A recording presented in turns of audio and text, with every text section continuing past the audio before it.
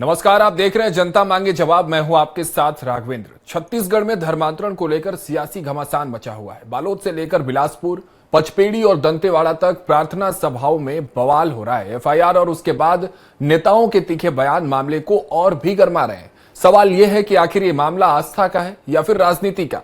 क्या धर्मांतरण रोकने के नाम पर सियासत हो रही है, नफरत फैलाने का काम कर रही है? क्या धर्मांतरण को रोकने के लिए सच में किसी सख्त कानून की जरूरत है या फिर सामाजिक चेतना के जरिए इस समस्या से निजात पाई जा सकती है? आज इस पर करेंगे चर्चा, लेकिन उससे पहले देख लेते हैं रिपोर्ट।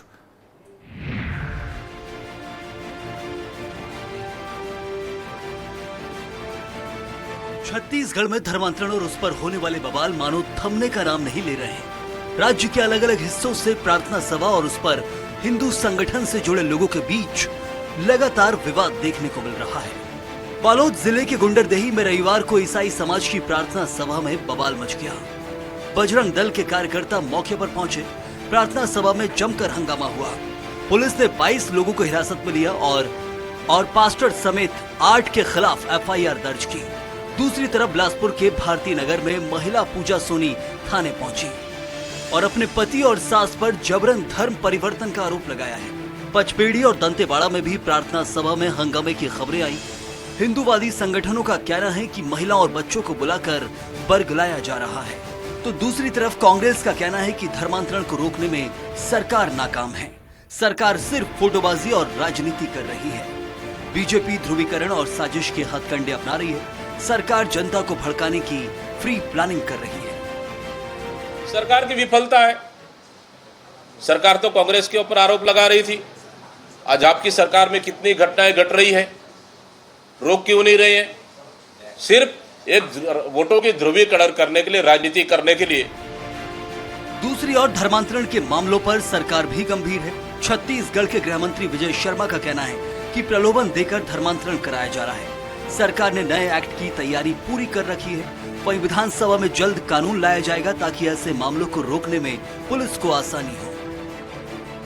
की तैयारी हो गई है और आगामी विधानसभा सत्र में नया एक्ट लेकर के आएंगे। उसके बाद मैं सोचता हूं कि पुलिस पर कानूनी प्रावधान भी होंगे पुलिस के पास कार्यवाहियों के लिए, और इन सब बातों में अंकुश भी काफी है। बहरहाल छत्तीसगढ़ में धर्मांतरण का मुद्दा सिर्फ धर्म से ही नहीं बल्कि सियासत का विषय बन चुका है। एक तरफ सरकार नया कानून लाकर इसे रोकने का दावा कर रही है, तो दूसरी ओर विपक्ष इसे ध्रुवीकरण की चाल बता रहा है। सवाल यही है कि क्या कानून आने से विवाद पूरी तरह खत्म हो जाएगा या फिर तनाव और बढ़ जाएगा? स्वराज एक्सप्रेस के लिए रायपुर से दिलीप साहू की रिपोर्ट।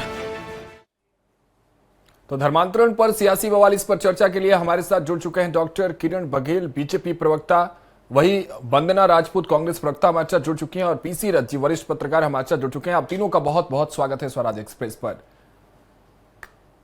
सबसे पहले किरण जी, आपके पास पहुंचना चाहूंगा, क्योंकि देखिए छत्तीसगढ़ में सरकार आपकी है और जिम्मेदारी और जवाबदेही दोनों आपकी बन जाती है। लगातार विपक्ष आप पर आरोप लगाती है, आप विपक्ष पर आरोप लगाते हैं कि धर्मांतरण को लेकर राजनीति आप कर रहे हैं, वो कहते हैं कि आप करते हैं। मुद्दा कौन बना रहा है? ध्रुवीकरण की बात अब सामने आ रही है। लगातार पीसीसी चीफ ने भी आप पर यह आरोप लगाया कि ध्रुवीकरण की राजनीति भारतीय जनता पार्टी कर रही है। इस मुद्दे को खत्म करने के लिए क्या पहल कर रही है भारतीय जनता पार्टी? देखिए राघवेंद्र जी, ये धर्मांतरण या जो भी है मुद्दा, वो कभी भी राजनीतिक विषय नहीं रहा भाजपा के लिए। ये अगर धर्मांतरण की बात करें तो हमेशा से एक आस्था का विषय रहा है, और ये तो मुझे लगता है कांग्रेस है जो बिना मुद्दा विहीन कांग्रेस अलग अलग मुद्दे तलाश रही। कभी हमारे कश्यप जी, केदार कश्यप पर आरोप लगाती है, तो कभी हमारे प्रधानमंत्री मोदी जी को गाली देती है। तो मुझे लगता है मुद्दा विहीन कांग्रेस मुद्दे तलाश रही है।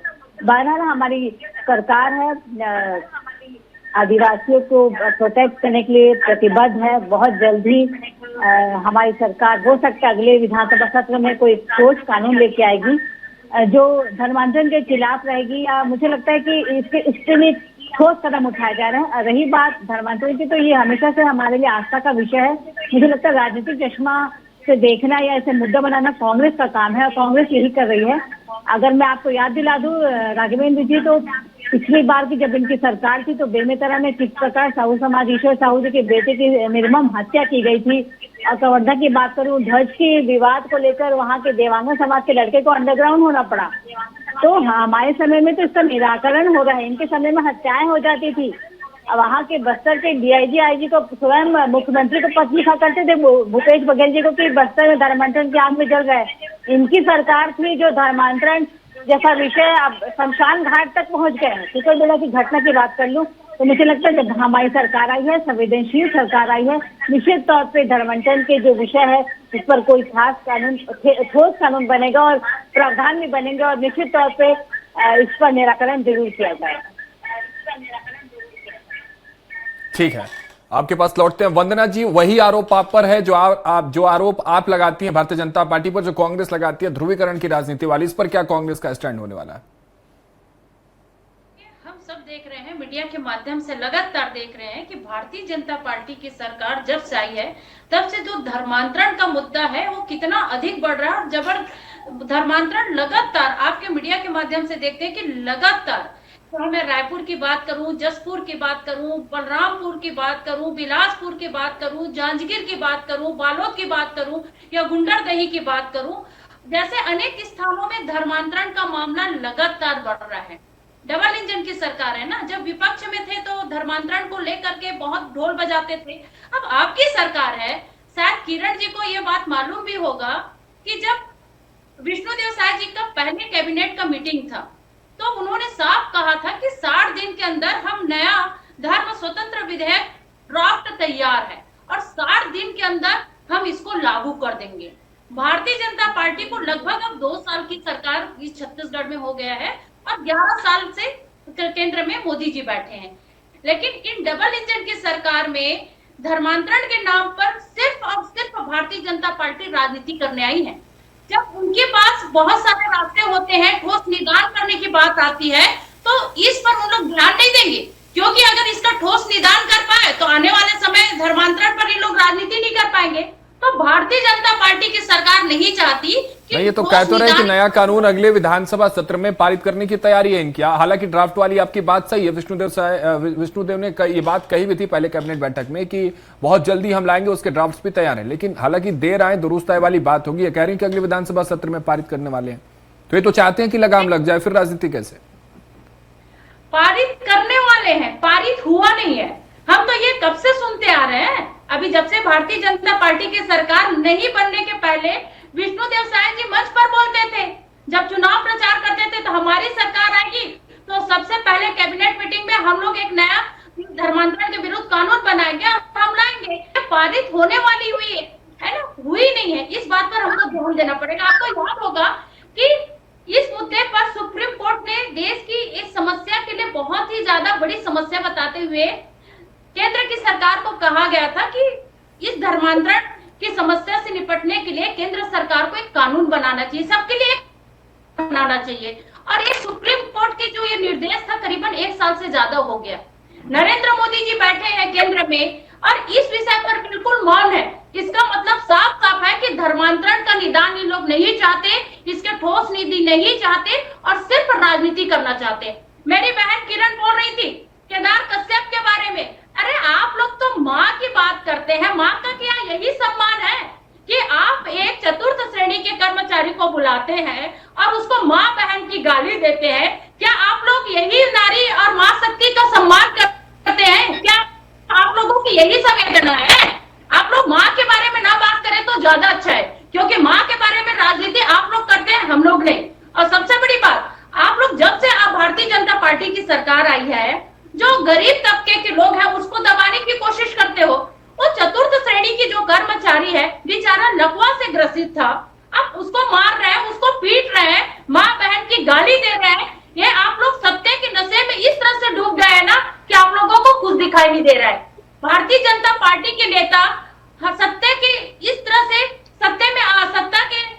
सत्ता के राज में डूब गए हैं कि उन लोग सब पर तानाशाही जताने की कोशिश कर रहे हैं, क्योंकि मालूम है कि हम पर तो कानून कुछ कार्रवाई नहीं करेगी, हम जो चाहे वो कर ले। ठीक है किरण जी, एक छोटा सा जवाब फिर पीसी रथ जी आपके पास आता हूँ। किरण जी, देखिए धर्मांतरण की बात कर रहे थे, अब धर्मांतरण की राजनीति वंदना जी भाजपा नहीं करती है, हम विकास की राजनीति करते हैं।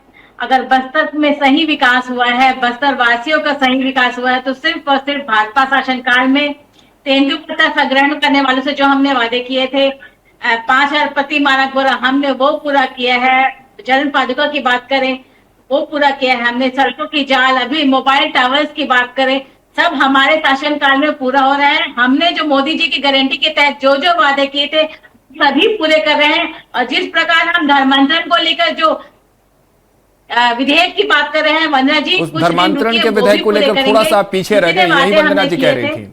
आपने सारी काम की, आप बता रही मोदी की गारंटी पूरा करने की और आप आगे बढ़े, लेकिन धर्मांतरण को लेकर आप थोड़ा सा पीछे रह गई। देखिए राघवेंद्र जी, 20 माह, मात्र 20 माह हुए हैं। 20 माह के अल्पकालिक हमारे सरकार में अपने बड़े बड़े वादे पूरे किए। तो मुझे लगता है जनता देख रही है, और 20 माह में हमने इतने सारे वादे पूरे किए, तो मुझे लगता है 3 साल पर्याप्त है। हमने जो वादे नहीं किए हैं वो भी पूरे करेंगे। और ये हमारी ये कांग्रेस की तरह सरकार नहीं है जो 5 साल बीत गए और शराबबंदी का वादा करके आए थे और शराबबंदी नहीं कर पाए। उसके अलावा घोटाले, दुनिया भर के घोटाले करके छत्तीसगढ़ की महतारी को लूटने का काम किया है। तो धर्मांतरण जैसा विषय हो या आदिवासियों की बात करें, तो हमारे लिए कभी वोट बैंक नहीं रहे हैं। हमारे लिए विकास की राजनीति महत्वपूर्ण है, ना कि धर्मांतरण की राजनीति। ठीक है, लौटता हूं आप लोगों के पास। पीसी रथ जी, आपसे अब समझना चाहता हूं, जो पूरा खेल धर्मांतरण का है, छत्तीसगढ़ में कोई नया नहीं है। छत्तीसगढ़ में यह धर्मांतरण बिल्कुल किसी गांव में उस पुराने वट वृक्ष की तरह है, जिसकी शाखाएं जो है वो बरसात के बाद फिर से हरी भरी हो जाती हैं। तो इसके लिए जरूरी क्या ये नया कानून ज्यादा प्रभावी होगा या फिर सामाजिक चेतना की भी आवश्यकता है छत्तीसगढ़ में? देखिए राघवेंद्र जी, इस पूरे मामले में अगर एक वाक्य में कहा जाए कि ये सिर्फ राजनीतिक उठापटक है और कुछ नहीं है। अगर कुछ तथ्य होते तो सरकार तथ्य सामने रखती कि 30 वर्षों में बस छत्तीसगढ़ के धार्मिक आधार पे जो प्रतिशत है लोगों के, उसमें क्या बदलाव आए हैं। 30 वर्ष का नहीं ला सकते तो कम से कम 20 वर्ष का लाते, 15 साल का लाते। छत्तीसगढ़ को 25 साल हो रहे हैं बनने में।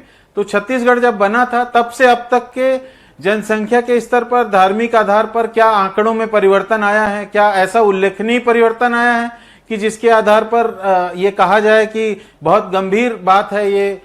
तो ऐसा कोई आंकड़ा सरकार रख नहीं रही है। धर्मांतरण को लेकर कोई ठोस मामला भी अब तक के दर्ज नहीं हुआ है ऐसा जिसमें उसको लोगों को सजाएं हुई हों। ये प्रारंभिक स्तर पर राजनीतिक दबाव में जो मामले दर्ज होते हैं, बाद में वो हट जाते हैं क्योंकि राजनीति पूरी हो जाती है। अभी का तुरंत उदाहरण देखिए, दुर्ग में जो 2 ननों को गिरफ्तार किया गया था, खुद भाजपा जो है वो उन चर्चों का समर्थन ले रही है केरल में। और वहां के जब भाजपा अध्यक्ष केरल के आए तो सरकार ने दोनों ननों के गिरफ्तारी के बाद जो जमानत का आवेदन था उसमें सरकार जो है वो कोई विरोध नहीं किया सरकार ने, और आसानी से जमानत हो जाने दिया। तो मतलब कहीं ना कहीं ये राजनीतिक खेल ज्यादा लगता है और आम जनता को लगता है कि ये अनावश्यक रूप से इन मुद्दों पे मोड़ा जा रहा है। जो दूसरे जरूरी काम है जो होने चाहिए थे सरकार को, वो काम किए जाना चाहिए था। हसदेव के जंगल कट रहे हैं, विकास के नाम पर पूरे जंगल कट रहे हैं। और एक जमाने में जो बिलासपुर का टेम्परेचर रायपुर से कम हुआ करता था, अब रायपुर बिलासपुर दोनों के टेम्परेचर इतने ज्यादा हो जाते हैं कि आदमी जो है गर्मियां तो दूर, पूरे साल भर गर्मी से परेशान रहता है। केवल एक मौसम की बात नहीं है। दूसरी ओर बस्तर में भी बड़े पैमाने पे जंगल कटने की शुरुआत हो गई है। तो विकास का मतलब क्या केवल जंगल काटना है? ये भी सरकार को समझना होगा, क्योंकि छत्तीसगढ़ में जो स्थिति रही है, प्राकृतिक संसाधनों की प्रचुरता रही है, लेकिन उसका युक्ति संगत दोहन होगा तो लोगों को रोजगार मिलेगा, तो सरकार को भी फायदा होगा। उसको अंधाधुंध खुदाई करके सब जगह जो है रेगिस्तान बना देना किसी तरह से विकास नहीं है। तो सरकार को यह समझना होगा कि अगर वो डाइवर्ट करने के लिए इस तरह के मुद्दे उठा रहे हैं तो जनता उन चीजों को भलीभांति समझती है। और दोनों राजनीतिक दलों को अपनी राजनीति में प्राकृतिक इस तरह से जो नुकसान हो रहा है उसको नजरअंदाज नहीं करना चाहिए। वो असली मुद्दे हैं। और ये जो धर्म वाले मुद्दे, अगर धर्मांतरण को लेके कोई सवाल है तो उसमें सरकार को श्वेत पत्र जारी करके बताना चाहिए कि 20 साल पहले क्रिश्चियन की संख्या इतनी थी, मुस्लिम्स की संख्या इतनी थी, हिंदुओं की संख्या इतनी थी, आदिवासियों की संख्या इतनी थी, अलग अलग जनजातीय इलाकों में क्या प्रतिशत था और कितना अंतर आया है, किस पैमाने पे धर्मांतरण हुआ है, ये तथ्य रखना चाहिए। क्योंकि प्रबंधन पूरा सरकार के हाथ में है, व्यवस्था सरकार के हाथ में है। जिले स्तर पर कलेक्टर इन चीजों को करवा सकते हैं। तो सरकार को इन चीजों में दिलचस्पी रखनी चाहिए ताकि तथ्य रूप से लोगों के सामने आए चीजें, और ताकि राजनीतिक तौर पे केवल वितंडा खड़ा करने की बात ना हो। बिल्कुल, ये तो बात सियासत की हो गई धर्मांतरण को लेकर, लेकिन पीसी रथ जी उस पर मैं एक छोटा सा जवाब चाहता हूं। क्या नए कानून के बाद स्थितियां सब कुछ सही होंगी या तनाव और भी बढ़ सकता है? ये भी अपने आप में एक देखने वाली बात और महत्वपूर्ण सवाल है।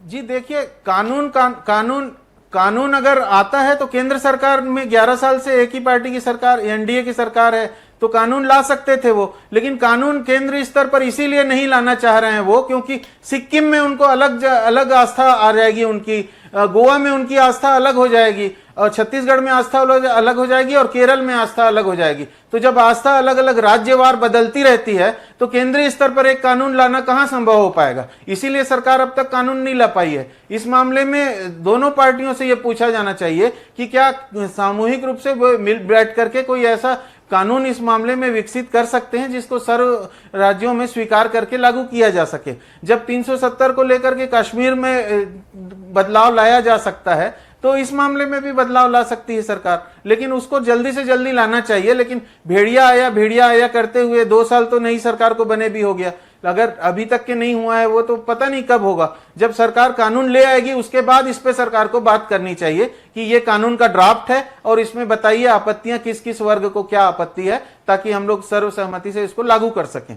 तो ये सही तरीका होगा सरकार को, अगर नागरिकों के हितों में देख करके विकास के मामले पे करना है तो। ठीक है किरण जी, आप तक मैं आना चाहूंगा। पॉलिटिकल प्रेशर जिस तरह से पीसी रथ जी कह रहे हैं, इसके उदाहरण भी हम लगातार देखने को, तस्वीरें देखने को मिलती है। क्या ये भी एक बड़ा रीजन है कि बैकफुट पर सरकार आ जाती है या बैकफुट पे वो पार्टी आ जाती है जो राज्य में होती है? तो पॉलिटिकल प्रेशर की वजह से धर्मांतरण के मुद्दे को अपने अनुसार उसको फलाना फुलाना, ये कहां तक उचित है? देखिए राघवेंद्र जी, मैं एक बार फिर कहना चाहूंगी कि धर्मांतरण कभी भी भाजपा का मुद्दा नहीं रहा। सबका साथ, सबका विश्वास और सबकी बात, ये हम इस मूल मंत्र पर भाजपा की सरकार आधारित रही, चाहे केंद्र की बात हो या राज्य की बात हो। यही कारण है, अगर मुस्लिम महिलाओं को ट्रिपल तलाक से आजादी मिली है तो मोदी जी की सरकार में अगर प्रधानमंत्री आवास के तहत अगर घर बांटे जाते हैं तो किसी जाति धर्म को देखकर नहीं बांटे जाते हैं। स्कूल में अगर एडमिशन मिलते हैं या एडमिशन या स्कूल खुलते हैं या सड़कों का जाल बुनता है तो कोई राज या धर्म को देखकर नहीं बनाया जाता। तो मुझे लगता है हमारी सरकार विकास पे बेस्ड है, सबका साथ, सबका विश्वास और सबका साथ के मूल मंत्र पे काम कर रही है। तो धर्मांतरण कभी विषय नहीं रहा हमारी सरकार के लिए, और आज भी नहीं है। ये हमेशा से आस्था का विषय है। इसे राजनीतिक चश्मा और राजनीतिक तूल कांग्रेस देती है, और मुझे लगता है अगर प्रलोभन देके या किसी दबाववश किसी को धर्म परिवर्तन के लिए बाधित किया जाता है तो उसके खिलाफ सख्त कानून आना चाहिए। और मुझे लगता है आने वाले समय में भाजपा हमारी छत्तीसगढ़ राज्य की सरकार जरूर लाएगी और इस पर लगाम लगेगी। और मैं फिर यही कहती हूँ कि हमारी सरकार हो, चाहे केंद्र की बात करें या राज्य की बात करें, सबको साथ लेकर सबके विकास की बात करते हैं। यही कारण है कि हम तुष्टिकरण की राजनीति नहीं करते बल्कि विकास की राजनीतिकरण करते हैं और सबके साथ चलकर विकास की गाथा लिखने के पर ज्यादा विश्वास करते हैं। लेकिन आए दिन जब ऐसे धर्मांतरण के खेल और धर्मांतरण की तस्वीरें छत्तीसगढ़ में आएंगी, आप लाख बातें कर ले कि आप लगाम लगा रही हैं, आप एक्शन ले रहे हैं। एक्शन अगर होता तो इस तरह से केसेस लगातार सामने नहीं आते ना मैम। देखिए मैं बता रही हूँ, जितने बड़े केसेस हुए हैं, पिछले सरकार की बात करूं, अगर बेमेतरा की बात करूं तो ईश्वर साहू जी के बेटे को सरेआम कत्ल कर दिया गया था।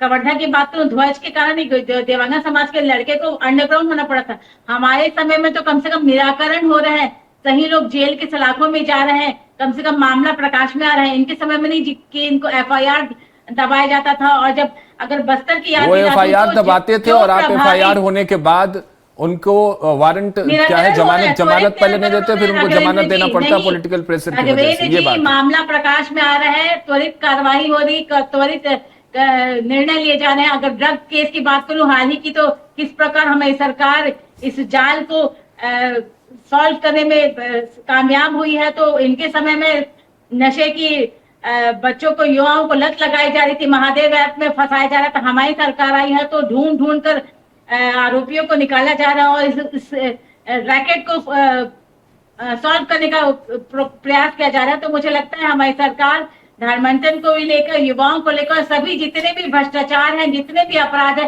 सबको लेकर सजग है, संवेदनशील है और कार्रवाई हो रही है। और आरोपियों को जेल के सलाखों के पीछे भेजा जा रहा है, चाहे नेता हो या आम आदमी हो या नेता के पुत्र हो।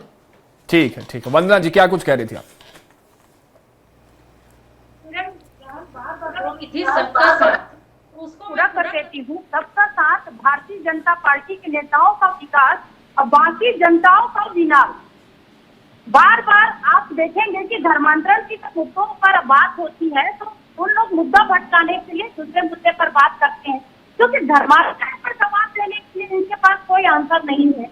आप देखेंगे कि किरण बहन को मालूम होगा कि मार्च 2025 विधानसभा सत्र के दौरान गृह मंत्री विजय शर्मा जी ने बताया कि उनको पूछा गया कि धर्मांतरण कांग्रेस के सरकार में कितना हुआ था और भारतीय जनता पार्टी की सरकार में कितना धर्मांतरण हुआ है। तो गृह मंत्री विजय शर्मा ने बताया कि 2020 में सिर्फ एक मामला दर्ज किया गया था धर्मांतरण का, 2021 में 7 मामला सामने आया था और 2022 में 3 मामला सामने आया था, 2023 में कोई भी धर्मांतरण का मामला सामने नहीं आया था। ये गृह मंत्री विजय शर्मा जी का बयान है विधानसभा सत्र के दौरान। और अपने जो भारतीय जनता पार्टी के कार्यकाल के बारे में बताया, 2024 में 12 मामला सामने आए हैं और 2025 में 4 मामला सामने आए। मतलब ये मार्च की बात है, मार्च में 4 मामला सामने आया था धर्मांतरण का और अभी सितंबर चल रहा है। मतलब आप समझ सकते हैं कि 2025 में कितना धर्मांतरण का मामला सामने आएगा। तो भारतीय जनता पार्टी के ये सबसे फैलवा सरकार में गिनती आएगा कि जब से भारतीय जनता पार्टी की सरकार बनी है तब से धर्मांतरण की जो मामला है लगातार सामने आ रहा है। और इस धर्मांतरण के मामले में आप देखेंगे कि जगह पर देखो, जिस व्यक्ति को देखो, कानून अपने हाथ में ले गए, किसी को भी मारा जा रहा है, किसी को भी पीटा जा रहा है, मतलब कानून का भय नहीं रहा। किरण जी बार बार देने से बात कर रही थी, तो मेरे ख्याल से वो अपने भी सरकार के कार्यकाल के बारे में जानकारी होना। कांकेर में जो है, कांकेर की बात करूं, 29 जुलाई 2025 में एक मामला सामने आया था। धर्मांतरण करने वाले परिवार को जाकर के कितना मारा पीटा गया और महिलाओं के कान भी फूट गए। जब वो पीड़ित परिवार जब थाना में जाते हैं कि हमारे ऊपर इस तरह से मारपीट किया जा रहा है, जान से मारने की धमकी दी जा रही है, लेकिन थाना में FIR दर्ज। वंदना जी, ये तो तस्वीरें हो गई मारपीट की या हत्या की, वो भी आप पे आरोप लगा रहे हैं कि आपके समय में हत्याएं होती थी, लेकिन अब बात अपने को करनी है कि किस तरह से इस पर लगाम लगाया जाए। विपक्ष की भी एक अपनी भूमिका होती है। पीसी रथ साहब ने भी कहा कि क्या विपक्ष ने कोई ऐसी पहल की सरकार के साथ बैठकर या सरकार के साथ किसी में एक मंच पर ये बात साझा की जाए और किसी एक नए प्रावधान की ओर देखा जाए? विपक्ष की यह भी तो भूमिका होनी चाहिए कि क्या सिर्फ आरोप प्रत्यारोप का दौर जारी रहेगा धर्मांतरण को लेकर? बिल्कुल, आपने बहुत सही कहा राजेंद्र जी, विपक्ष की भूमिका निभा रहे हैं, लेकिन ये सरकार सुनती किसकी है? एक बार विपक्ष को बैठा करके साथ वार्तालाप करें तो हम लोग अपनी राय दें, हम लोग अब बता सकें कि बाकी में धर्मांतरण छुटकारा कैसे दिला सकते हैं। भारतीय जनता पार्टी के जो नेता है आपस में एक दूसरे की बात नहीं सुनते हैं, तो क्या विपक्ष की बात सुनने की आपको ऐसा लगता है?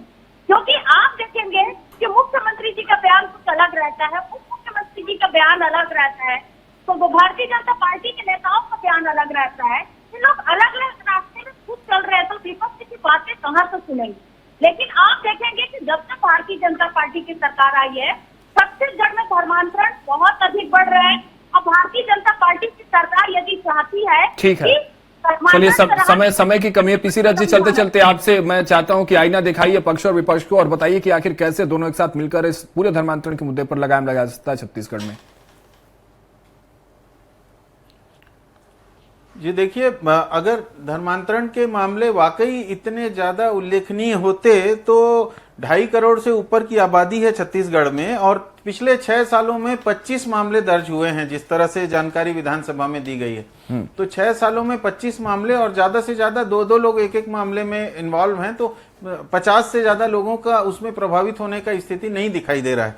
जबकि 2.5-3 करोड़ की आबादी छत्तीसगढ़ की हो रही है, एक 25 साल का युवा छत्तीसगढ़ राज्य है, तो इसमें निश्चित रूप से दूसरे मुद्दे बहुत ज्यादा महत्वपूर्ण हैं जिनसे ध्यान हटाने के लिए किया जा रहा है। देखिए, हाथी, भालू, तेंदुए, इनके हमलों में लोग मारे जा रहे हैं। छत्तीसगढ़ का, मैं पैदा ही छत्तीसगढ़ में हुआ हूं और पिछले 40 साल से मैं देख रहा हूं, कभी भी इस तरह से जंगली जानवरों का शहरों में आना जाना नहीं होता था और कभी भी बस्तर के इलाके में सरगुजा के हाथी घूम रहे हों और लोगों को पटक पटक कर मार रहे हों और घरों को तोड़ रहे हों, ऐसी स्थिति नहीं होती थी। लेकिन ये खदानों की वजह से वहां पर ये पूरे हाथी पहुंच गए हैं और वहां पर न केवल फसल तबाह कर रहे हैं बल्कि घरों को भी, कच्चे घरों को भी तोड़ा जा रहा है लगातार हाथियों के द्वारा।